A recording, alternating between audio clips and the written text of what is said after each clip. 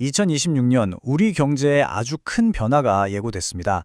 정부가 경제 성장 전략이라는 걸 내놨는데요. 과연 이게 여러분의 삶에 어떤 영향을 미치게 될지 오늘 이걸 쉽고 명확하게 한번 짚어보려고 합니다. 아마 많은 분들이 바로 이걸 궁금해하실 텐데요. 2년 뒤에 내 월급은 오를까? 우리 동네에 좀 괜찮은 일자리가 생길까? 바로 이 질문에 대한 정부의 대답이 최근 발표된 겁니다. 자, 지금부터 그 계획이 대체 뭔지 하나씩 들여다보겠습니다.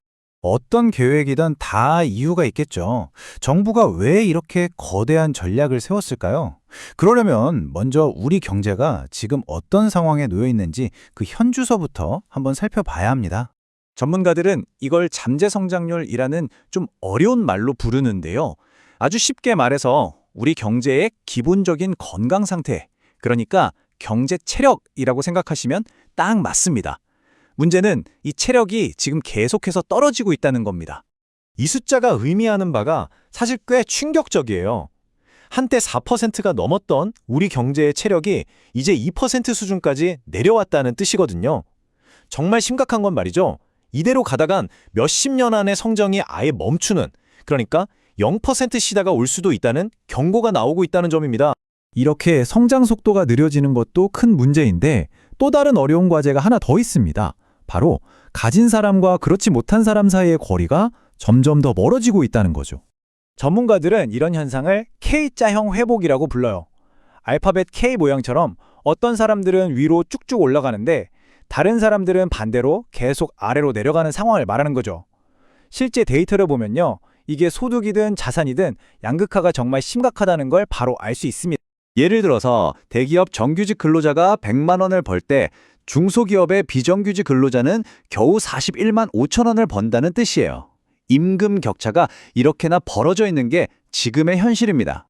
그리고 이게 단순히 월급 문제에서 그치질 않아요.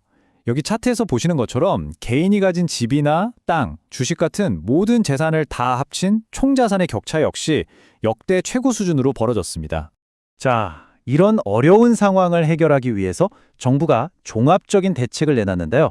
크게 4가지 약속을 중심으로 하고 있습니다. 그렇다면 이 문제들을 해결하겠다는 정부의 그 마스터 플랜, 구체적으로 어떤 내용이 담겨 있을까요? 핵심만 쏙쏙 뽑아서 한번 보시죠. 네, 이 도표가 바로 이번 전략의 핵심 뼈대입니다. 좀 복잡해 보이죠? 제가 쉽게 풀어드릴게요. 크게 4가지 약속인데요. 첫째, 거시경제 적극 관리. 이건 물가처럼 경제의 큰 흐름을 안정적으로 관리하겠다는 거고요. 둘째, 잠재 성장률 반등. 아까 보셨던 계속 떨어지는 우리 경제 체력을 다시 끌어올리겠다는 겁니다. 셋째, 국민 균형 성장. 이건 성장의 과실이 모두에게 골고루 돌아가도록 양극화를 풀겠다는 약속이고요. 마지막으로 이 모든 걸 뒷받침할 기반을 강화하겠다는 내용입니다. 새로운 성장 동력을 어디서 찾을 것인가? 이 계획은 미래 기술, 특히 AI와 반도체에 집중하고 있습니다. 그 첫 번째가 바로 AIX, 인공지능 대전환입니다. 그러니까 우리나라를 세계 3대 AI 강국으로 만들겠다. 이런 아주 야심찬 목표를 내세운 거죠. 여기서 우리가 주목해야 할 단어가 바로 피지컬 AI입니다. 이게 뭐냐면 그냥 컴퓨터 안에서만 똑똑한 AI가 아니고요. 로봇이나 자동차처럼 실제로 현실 세계에서 움직이는 AI에 집중 투자하겠다는 뜻이에요. 물류창고에서 혼자 물건을 나르는 로봇이나 훨씬 더 똑똑해진 자율주행차 같은 걸 생각하시면 쉽습니다. 그리고 이런 모든 AI 혁신이 가능하려면 그 심장 역할을 하는 게 필요하겠죠? 네, 바로 반도체입니다. AI를 움직이는 두뇌인 셈이니까요.